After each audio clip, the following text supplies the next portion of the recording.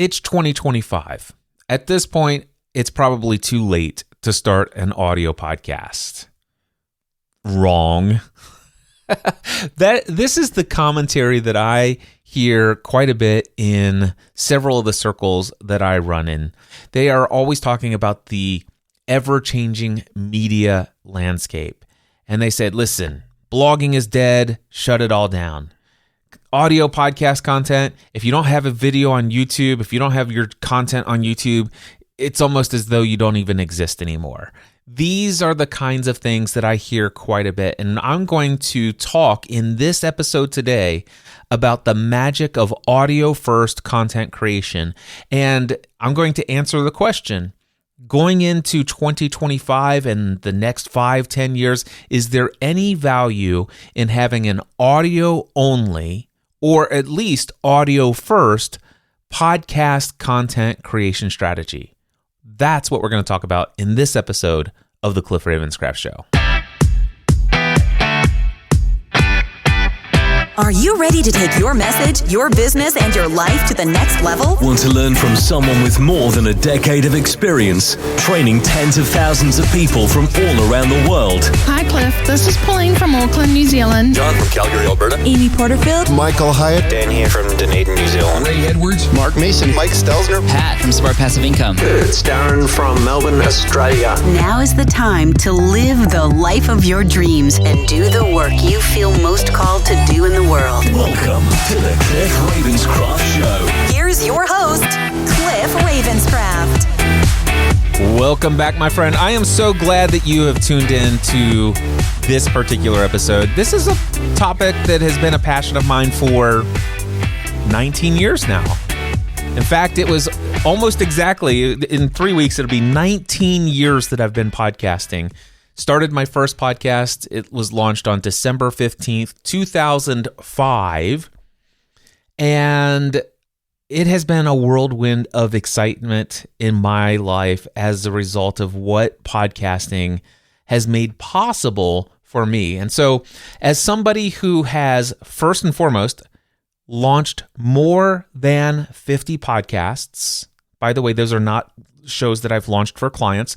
Those are my own podcast shows.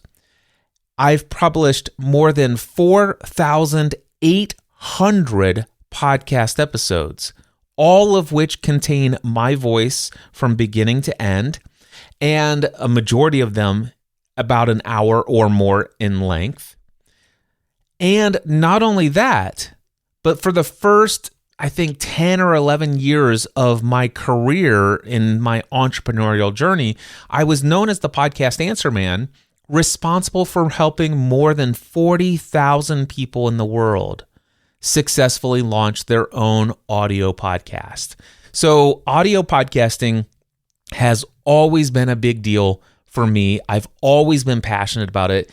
And the possibilities that existed in 2005, 2006, 2007, 8, 9, and 10, and 11 and 12 are still, those benefits are still there. The possibilities are still there for you today. And in some ways, maybe even more so today than in the past. Although I will say that in the circles that I run in, there's a lot of commentary that suggests that that's not the case. They talk about the fact that podcasting is way oversaturated. Everybody and their sister has a podcast today. I mean, there are whole entire television shows where the premise of the television show is about having a podcast. Have you watched Only Murders in the Building? It's a pretty decent show. At least season 1 was really good. And we won't go through all the commentary on how it's slowly degrading over time. But anyway, that's a whole nother topic for another day. But yeah, there are a lot more podcasts today. We're going to get into the details of what the landscape looks like. However, the possibility of what you can do with your voice, your experience, your thoughts, your ideas through an audio podcast that you cannot do in any other platform. And that's not to say there's not a ton of value in other platforms, because there are a lot of benefits of platforms like TikTok, YouTube, and various other social media outlets. There's a lot of benefits that can be gained in all of those areas. And I'm not suggesting also that a podcast is for everyone.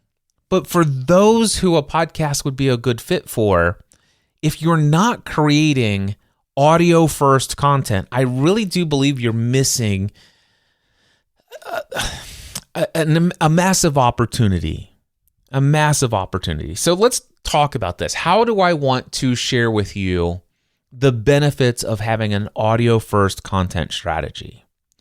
Well, I want to go all the way back to a presentation that I delivered back from 2012 through 2015.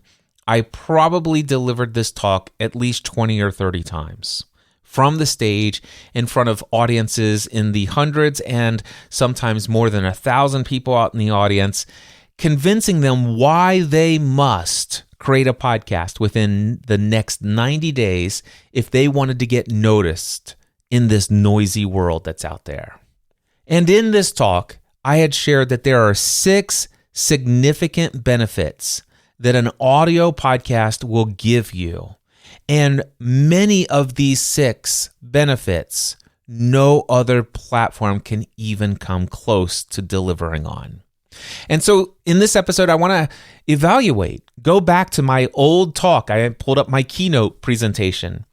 And I'm like, let me dust this thing off and see if this still stands the test of time. It's been a decade, more than a decade, since I first created this. And it's been a decade since I last updated it. And so let's go through. Benefit number 1, a smaller haystack. Absolutely, hands down, when it comes to all the content creation platforms that are available for you to get noticed in this noisy world, audio podcasts still offers you the smallest haystack. Now, let me share with you some stats that I had shared back, let's just say, as late as 2014. Back then, I had suggested and gave research for the fact that there were over 400 million active English language blogs. In 2014, YouTube was having content uploaded in the realm of 100 hours of new content uploaded every single minute. That was over 4 million hours of new content uploaded to YouTube every single month. And at the time, there were only 275,000 podcasts that were active. Now, 275,000 podcasts was still a decent amount of podcasts. But when you compare it to 400 million active English language blogs and the 4 million of new hours of content every single month added to YouTube and that exponential growth of all that archived video content that people can get lost in, especially with the incredible algorithms that are there, that was it was a total no-brainer. Only 275,000 podcasts out there. It made perfect sense that this is the place to start if you wanted to stand out with content where it's less competition, if you will, for people's time, effort, and energy. Now, what do the numbers look like today?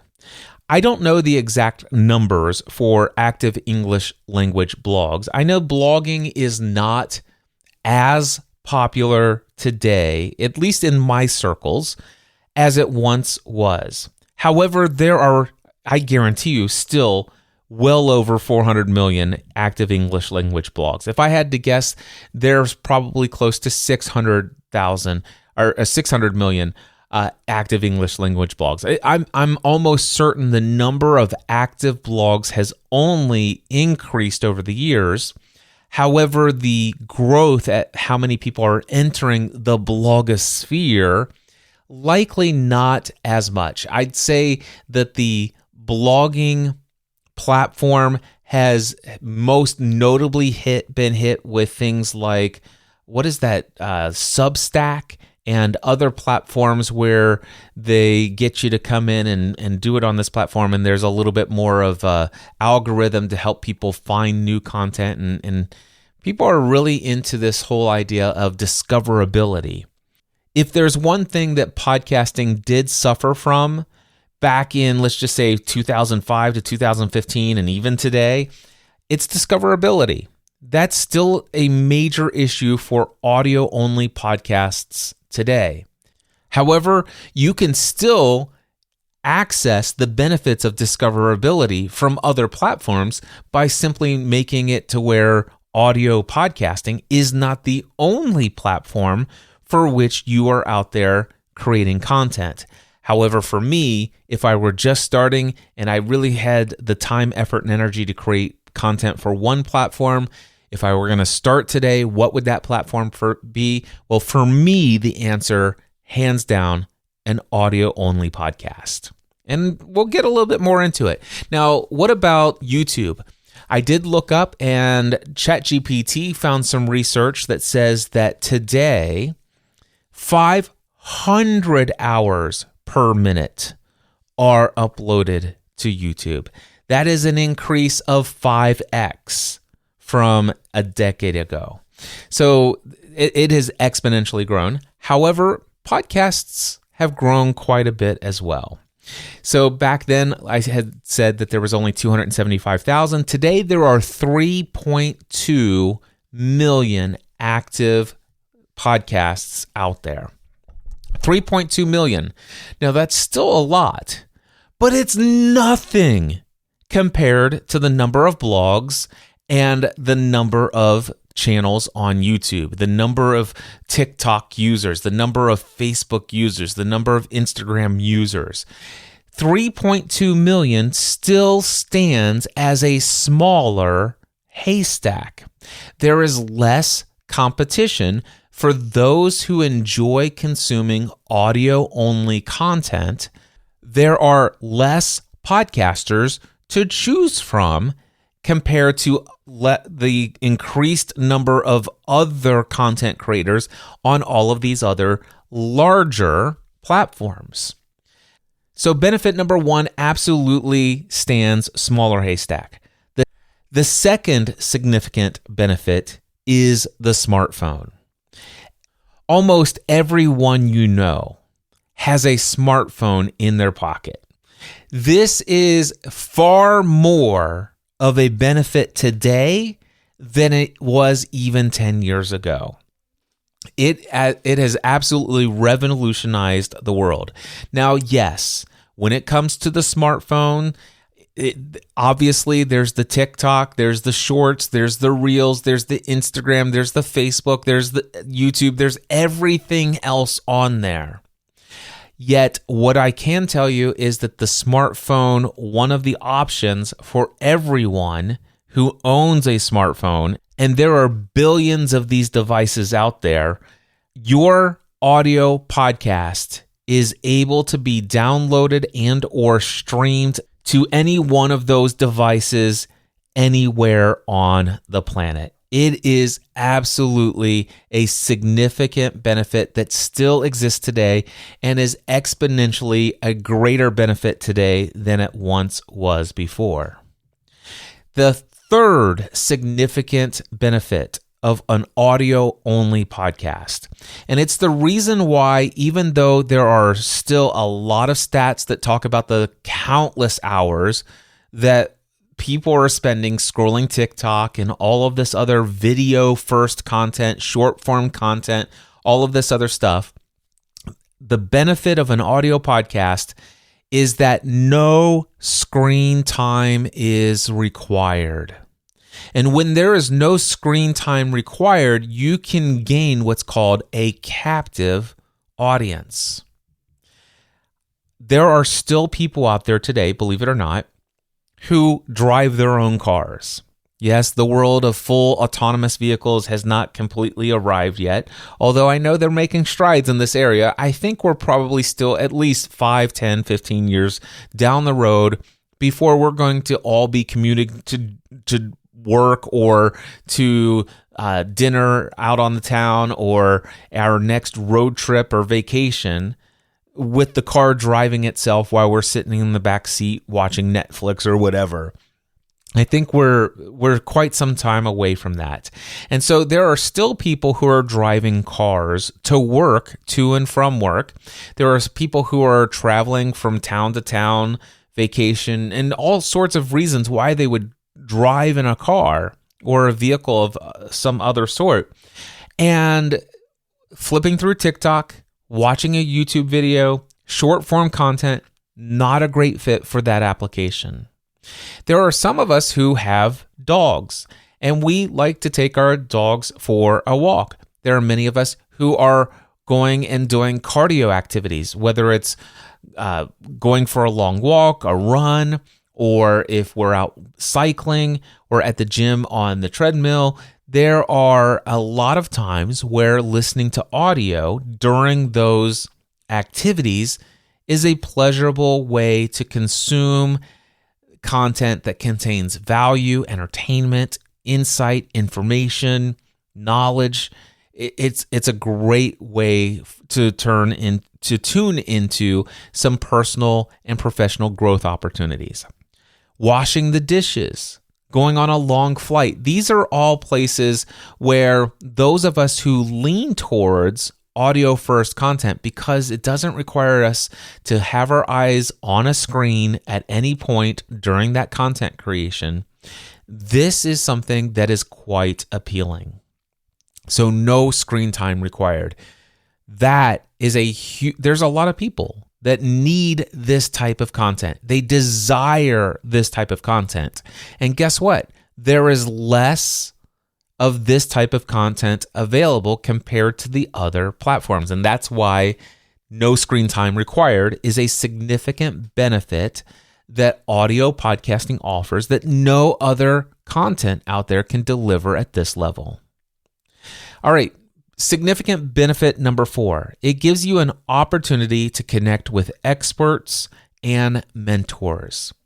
I've often talked about the fact that if there's a author that you follow that has been instrumental in radically shifting the way that you perceive what's possible in the world, if there are some other industry-leading experts that you would love to glean insights and knowledge from, inviting them to be a guest in an interview on your podcast is an incredible tool for you to connect with that expert or that mentor in your life.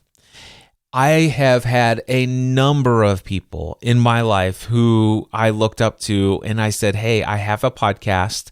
I know that you have a new book coming out. I know that you have a new course that's getting ready to be released. I know that you have a big event coming up. Can I have you come onto my podcast as a guest? I'd love to ask you about 6 or 7 questions related to things that I've been dealing with in my own business.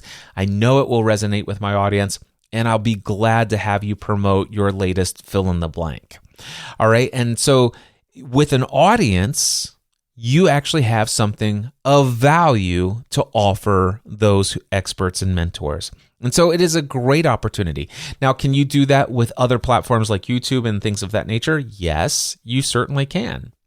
I will say, though, we're going to get into a little bit more of the greater influence in just a moment, but there's something about an audio podcast that makes it even easier for an expert and or a guest to say yes to an appearance, if you will. And when I say appearance, I'm thinking, okay, stress on the word appearance, because quite frankly, there are a lot more people who would be more comfortable being a guest on your audio-only podcast than to being a guest on camera with whatever lighting situation they may or may not have, with whatever, just the way that they show up on camera and the camera angles. And there's just so many things that, you and I, as content creators who have been in the game of equipment upgrades over the years and learning about 3-point lighting and all these other things that we just take for granted that we know. And quite frankly, you could, if with a video, and I've seen this a number of times, with a video podcast or with a video first production on YouTube, invite a guest on your show, and that person is an incredible expert with incredible experience, has so much to offer, yet they are not skilled in the art of setting up a video camera with the right angle, with the right lighting. And in essence, people tune in, and because everything has been advanced in the quality of content production on the video side of things, especially in YouTube, you have the opportunity with a video first production of having somebody who might sound good in audio, but their setup just looks terrible, and people might take it, and I know we're not supposed to ever judge a book by its cover or by the appearance of the video setup or whatever, but there are people who do. And what I'm getting at, the benefit here when it comes to connecting with experts and mentors, I have found that experts and mentors are more comfortable with an audio-only format than with video. All right, benefit number 5, build rapport and trust while you sleep. Yes, people can certainly go back more than a decade into some content that I recorded and published to YouTube and watch that content, and I can build rapport and trust with them as a result of content that I created a long time ago. I create it once, publish it, and it's still out there to be consumed. And that is certainly still something that could be of value on some other platforms. TikTok, I don't know how many people go through and once they find you on TikTok, go through and watch all of your archived material. I don't necessarily know that I go through and dig through the archives of most of the YouTube channels that I follow. It depends on who they are. Sometimes I'll go through and look at their videos in the archives and add several of them to my watch later list or whatever. But when it comes to an audio podcast, there are several things about developing rapport and trust. First and foremost, the focus is on the human voice. So as you've been listening to this, you have no idea what I'm wearing. You have no idea if I'm clean shaven or if I've, been maybe 2 or 3 days past when I should have shaved again. You have no idea if I just had lunch and I have a piece of cilantro in my teeth. There's nothing here about my physical appearance that has stood in the way of anything. There's nothing about my background, whether or not it has a bokeh or if it's got something else that was left on the table and I forgot that it was there and now it's a little bit of a distraction to you. Heaven forbid you try to block out what's in your background with the whole green screen functionality, and my eyes are consistently drawn to that little outline where little parts of your microphone cable disappear and reappear like 80 times a minute. I'm not sure if any of you are ever noticing any of those things, but instead, what you are hearing, what you've been focused on ever since you've been listening to this episode is my voice. It's the only thing that I need to make sure that is in proper working order. As far as the audio quality, the sound, am I consistently free of coughing? One of the mistakes that I've made a number of times, I actually made it today, and I'm surprised it hasn't bit me in the rear end here, but I ate a small little bag of dry roasted almonds before recording this podcast. And typically, I've had an issue in the past where all of a sudden it's like, oh my gosh, I need to cough or it's causing me an issue.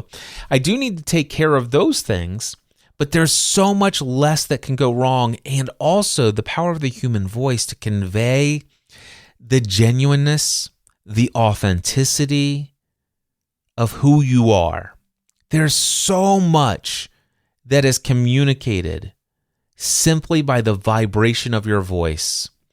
And I believe there's nothing like it. Not to mention the fact that I would say an overwhelming majority, maybe about 70% or more of those who are listening to an audio podcast will still listen with earbuds in. I know that that's the case for me. I play a lot of podcasts today through the speaker on my iPhone. And yes, I play a lot through Apple CarPlay, through the sound system in my car. But I'd still say that 70% of the podcasts that I listen to, I'm listening to them with earbuds in while I'm cleaning the office or cleaning the garage or working on a project out in the backyard or going for a walk. Most of the time when I'm listening to an audio podcast, I am listening with earbuds. And that means that if you have earbuds in right now, you are hearing my voice speaking directly into your ears. And it's an incredibly intimate form of communication. And you can hear so much about who I am, how I'm feeling, in the way that I communicate with this voice. And I believe the human voice has the ability to build rapport in a way that other forms only bring distraction. How many jump cuts did you do? What's the lighting like? What's in the background? Did you, like a number of things that could cause a lot of distraction, whereas here you have my voice. There's so much there. And also the fact that this is archived. My favorite email message a couple years back was Megan Porta. Megan Porta had discovered me via Clubhouse back during the pandemic. And she's like, oh my gosh, I just read this bio and I saw that you had a podcast. And so I went and listened to one of your most recent podcast episodes. My mind was blown by what I heard, and I looked at your next episode, the episode that you had published just before that, and the title after title after title, the topics just resonated with me, and I binge listened to about 3 months worth of your content in the last 2 weeks. That is building rapport and trust. And all of that during those 2 weeks was happening while I was sleeping. At night. It's like, this is cool. I did all of that work years ago. And I will tell you that I've never heard somebody who says, Cliff, I discovered your YouTube channel. And you know what? I went back and watched every one of your vlogs. I went back and watched every one of this. But I have found people who have actually gone back, found the latest episode of a podcast. It resonated. And while this is a very small percentage, granted, I have had people say, I've gone back and I've started from the beginning and I've made it all the way up to your current episode. I've had that on podcasts with as few as 15, 20 podcast episodes. I've had that happen with podcasts that are in the hundreds of episodes. And that's not exaggeration. It's multiple people. And it's probably closer to like 30 or 40 people who have listened to this podcast. The Cliff Ravenscraft Show, went all the way back to the beginning. It is incredible about what can happen to build rapport and trust. That is such a significant benefit that podcasting, an audio-first content podcast production can offer. I don't think that anything else that doesn't focus on the human voice as the primary mode of communication can offer. All right. And then the sixth benefit that I had covered in this original presentation was greater influence. Now, I will say that I have seen people build incredible amount of influence on TikTok, Instagram, YouTube, and a number of other platforms over the years. I am not arguing that you can't increase the amount of influence that you have, especially on some other platforms that do have some great algorithms that work for you in the area of discoverability. However, there's something about greater influence. There's an aspect of it that audio podcasting offers as a significant benefit that the others don't simply seem to be able to deliver. Here's what I mean by this. Number one, audio podcast listeners are still the most likely people in your community, in any platform ever, to consume your whole episode from the first minute to the very last minute of your episode. An audio podcast listener is the most likely to click play and not stop anywhere in the middle. Or those who do, they stop, let's just say 23 minutes in because, well, they made it from their commute from home to work. Those are the people who, when they get back in the car to drive to go to a lunch appointment, they click play and pick up where they left off. And then when they drive back to the office, they're listening to it. And then when they drive home, they click play and they listen to the entire episode. This is the average behavior of the average podcast listener. Now, there might be some exceptions. It then definitely has a lot to do with how compelling your content is. But when you get things dialed in, you find your voice, and you are actually creating a message that resonates with others, it is very likely that you will find a community of people who consume your content from the first minute all the way to the last. And you know what? I have found that it's true. It doesn't matter if your show is an average of 25 minutes in length per episode, an hour in length, or an hour and a half to 2 hours. And some people, and I'm one of them, I will listen to a Joe Rogan episode or a Lex Fridman episode or a handful of other people where if they are interviewing and having a conversation with somebody about something that is very meaningful or something that I'm very interested in, yes, I will listen to an entire 3-hour piece of content from the beginning to the end. Granted, I'll skip past every commercial, but I tell you, I don't know anything else other than an audio podcast that brings that with great consistency. Can you do that with an audio or with a video only platform or a video first platform on YouTube? I'm not saying it doesn't happen there, but nowhere near as much as an audio podcast.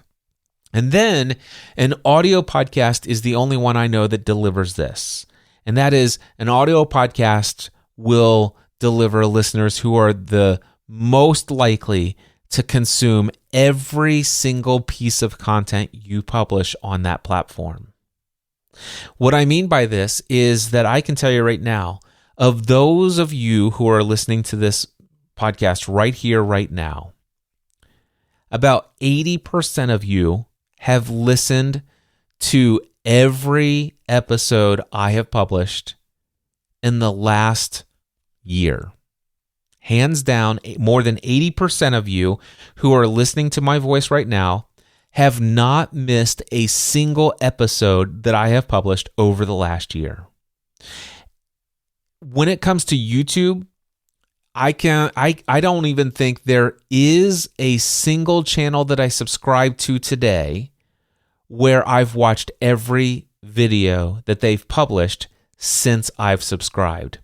Now, this goes so far as to say that there have been a number of times where not just myself, and I've confirmed that there are many thousands of other people who have experienced this as well, that when you discover a podcast that absolutely resonates with you, and you're like, oh my gosh, every episode of this show is so incredibly valuable. I am so glad I found this show. Then the next step typically is you dig through the most recent few episodes and you listen to them and you decide whether or not that was a good, valuable use of your time. And then you think about, okay, how many episodes are available in the RSS feed, in the archive? And then the question is, do I want to go back all the way to the beginning and listen to all of these? Or, and occasionally, I would say this happens more than not, and it depends on, again, on the compelling nature of the content. But typically, even if I find a podcast to get today, I might find out of the last 10 episodes, I'm going to choose 3 to 5 of them that I feel like are worthy of me listening to. And then I'm going to delete, or actually not delete, but what we do called archive all of the other episodes. So let's just say a podcast I just found has 350 podcast episodes. I'm going to have, let's just say 5 episodes, and I'm going to archive 345 of them. Now, I can still go into the archives at any point down the road and find older episodes if I'm caught up to date and I'm eager to hear more from this content creator that I've now got so much rapport and trust built with that I'm desperate for more content, and it's going to be at least another 3 days before the next episode comes out. Well, if that content is evergreen, I can dip into the archives. Now, what I will say though is occasionally I've been known to go on a few weeks vacation, or I'll be at an event for a week and a half or something like that. And the next thing I know, I come back and there's 3 episodes of all of my shows that I'm behind on. And again, think about the language I'm using to describe it. I'm behind on their content. It's like, oh, I need to get caught up. And I'm not alone in this. This is a psychology of the average audio-first podcast content consumer.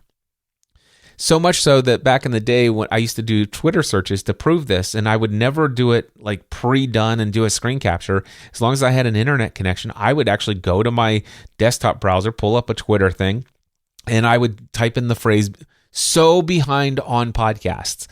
And I would show hundreds of people who within the last 24 to 48 hours who had tweeted about their anxiety about being so behind on podcast listening.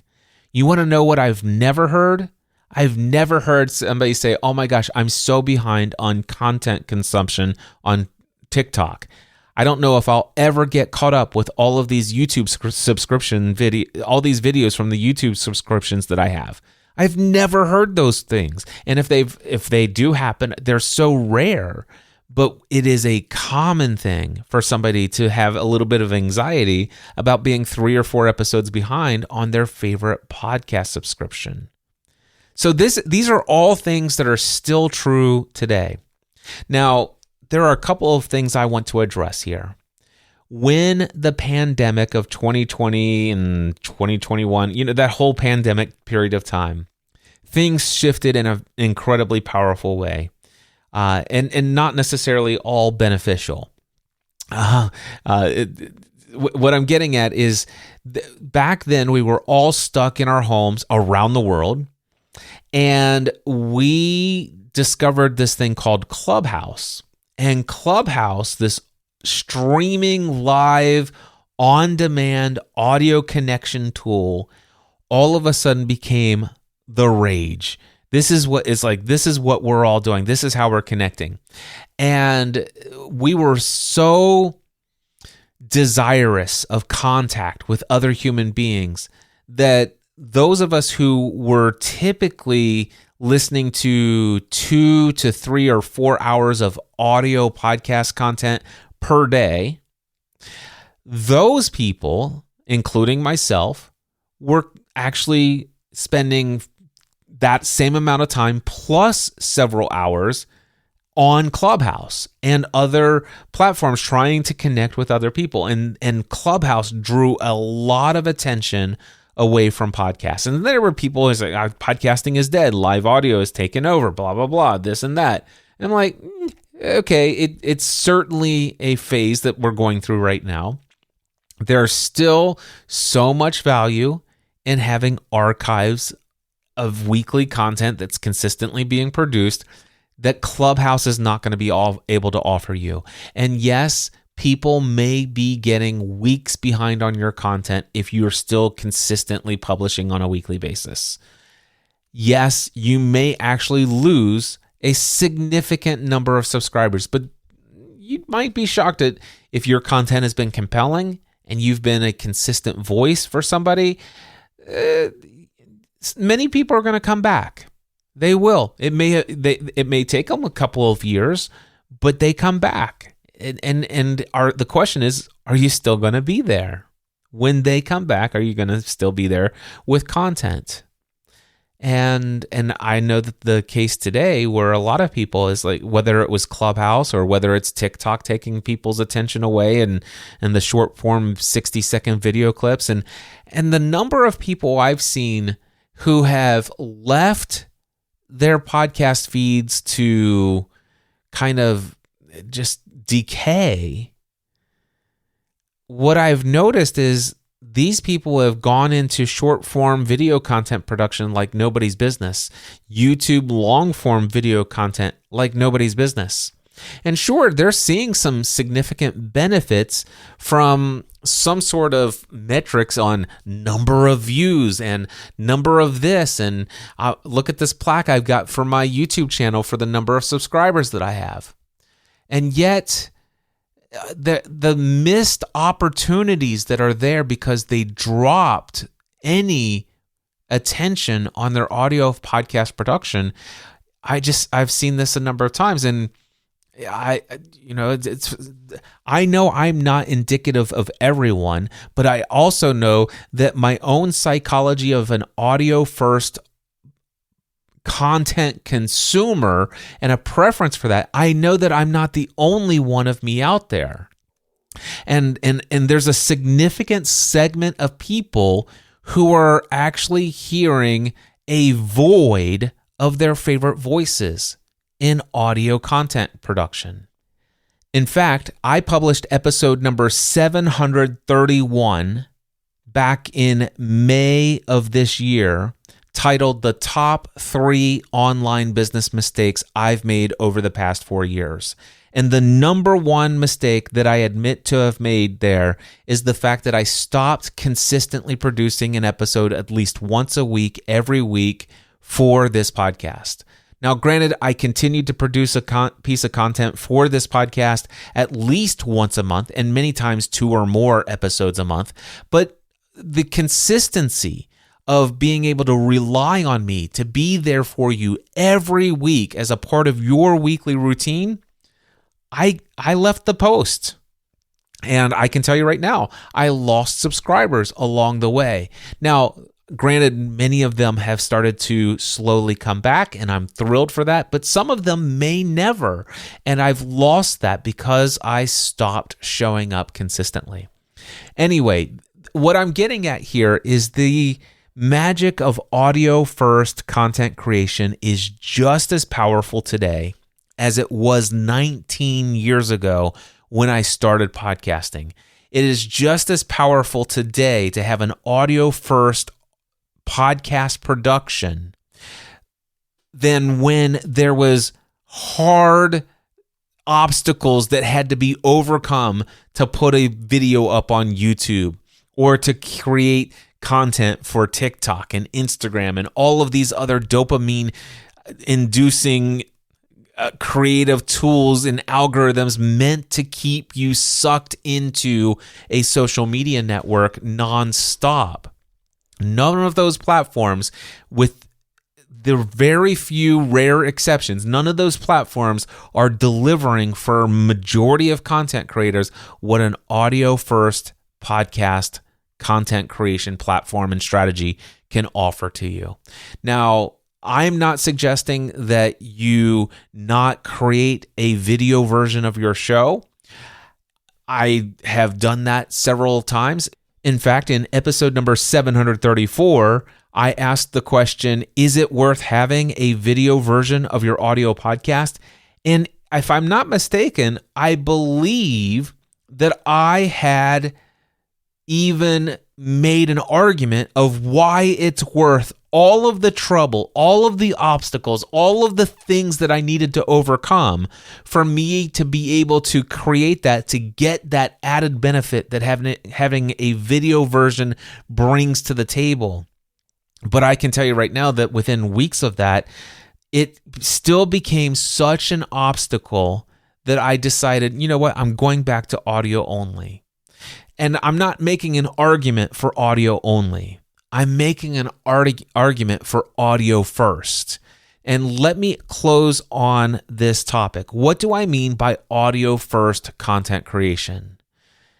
what I mean by that is that if you're going to create a video version of your podcast content, I would encourage you not to use the word video or refer to anything that could ever be seen on the screen. Because what you're doing for those who are listening to your podcast as an audio-only podcast, when you start to say things like, in this video, I'm sharing such and such, you immediately are saying, oh, you're not talking to me. Basically, you've just broke your direct form of communication with me. Because before, I heard you, it's like, hey, and today I'm going to talk about this and why you should do such and such and blah, blah, blah. Now here, in my last video, I talked about this. And in this video, I want to actually emphasize again. And as soon as you start referring to the last video and this video, when I clearly am not watching or accessing a video in any way, shape, or form, you've immediately made it clear to me that you're not actually talking to me. You're talking to people first and foremost as your primary audience, the ones who are viewing your videos. I'm a secondary citizen or person that may be somebody that you're reaching because you're going to drop the audio-only version in the feed as an afterthought. Now, I'm kind of speaking with a little bit of hyperbole here to exaggerate it, but it is a very real phenomenon that you immediately put up some sort of wall in between your audio-only listeners when you refer to your video. And this also goes for any time you mention something that can be seen on the screen. Now, there is a podcast that I have been subscribed to, since 2005. And in fact, there's two podcasts from this one podcaster. His name is Leo Laporte. One of them is called This Week in Tech. The second one is Mac Break Weekly. And for many years, this content, or actually for the first several months of This Week in Tech, it was an audio-only podcast. And then Leo decided to start setting up live streams. And so he went to a video version of his show and pioneered a lot of that back in the early days as far as a live stream and live format. And then not only that, but he created audio-only versions of his show. But even in his podcast feeds, you could subscribe to a podcast feed where your podcast app of choice, if it supports video, and they don't all support video, by the way. In fact, Overcast, which is one of the most popular podcasts apps out there, only supports audio. Now, you can subscribe to a video podcast feed, but it's only going to download the audio and it will not play the video. Now, I've been listening to This Week in Tech and Mac Break Weekly, and I do mean listen to, even though I am subscribed to the video feeds. Now, I will say that in any given week, and I listen to almost every episode of This Week in Tech and Mac Break Weekly, more so Mac Break Weekly, not every episode of This Week in Tech, because sometimes it gets incredibly political, and I archive the episode and try again next week. But I will say that for the most part, it's an incredibly enjoyable experience as an audio-first content consumer, even though it is a video production. The only time it really falls down as far as this connection with the content is when they're referencing things like, we took down the studios, but, I think this studio looks really good. In fact, you see the logo behind me. I've just changed this. And also, do you see that chair over there? And there's a lot of reference to things that people can see. And now, at least with a video podcast, I do have the ability to pull up my phone, click the back 30 seconds or, click the back 30-second button, 4 times, and I can go back and look at the video and see what was being referred to when they're talking about those things. And then I'm like, okay, now I can close my phone again and go back to my walk. Or and it's a little bit more challenging when I'm washing the dishes and I got wet hands. And it's never something I desire to do. And so the best podcast out there, well, of course, Joe Rogan does a lot of, hey, Jamie, can you bring that up? Look at the screen here. Look at this. All of those things. I'm not saying that there's not value in having the ability to show something on a screen. I'm just saying that when you do that, you are breaking the first person contact, direct human to human ability to communicate your voice to that person's ears as you're speaking directly to them, or as they are right there involved in your conversation with you and your guest. It's like you are creating this content for them, but when they don't have access to what can be seen on the video, that's where it breaks down. And quite frankly, most people who have a YouTube channel where they're recording a podcast and they strip the audio and put it into an audio podcast feed, most of those people don't also make a video version of that podcast available like Leo Laporte does. So anyway, I just wanted to toss that out there, but my overall message for this episode, what's the biggest takeaway? I just want to say this, that the magic of the audio first content creation has these 7 significant benefits that were there when I started podcasting 19 years ago. They still exist today. You still would benefit if you were to create an audio first content production strategy today. You would still benefit from a smaller haystack when it comes to others. Yes, your genre, your topic may have hundreds of other podcasts specializing in your niche.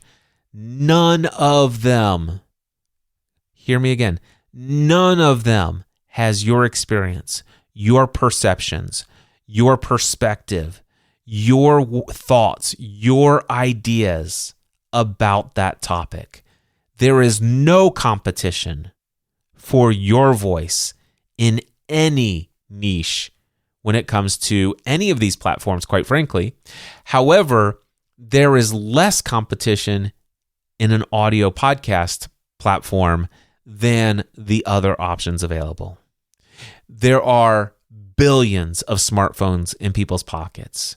When you communicate with your voice and it's the only thing that's being focused on, there is no screen time required, which means your content can be more convenient in more applications. And with an audio podcast, you are probably more likely to get a shy expert or a mentor to say yes to an audio-only interview than being camera ready. And then the 5th significant benefit, you will also be able to build rapport and trust while you sleep. And yes, the power of the human voice is powerful when you find your voice. And there are people out there listening to you with earbuds right in their ear canals. It is an incredible thing to have this ability to speak right into somebody's ears. It's just amazing.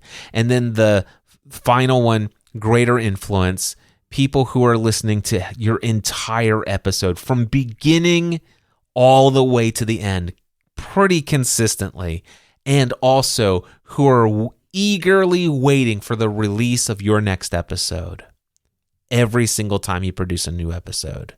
It's not going to be everyone who finds your content, but a growing number of people who will.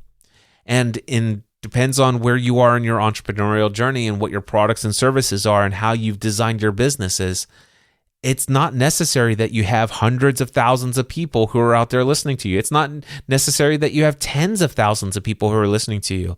You can have an incredibly profitable career with only 100 or 500 or 1,000 subscribers to your audio-only podcast. Hey, if this has been beneficial and you've listened all the way to the end, I'd love to hear from you.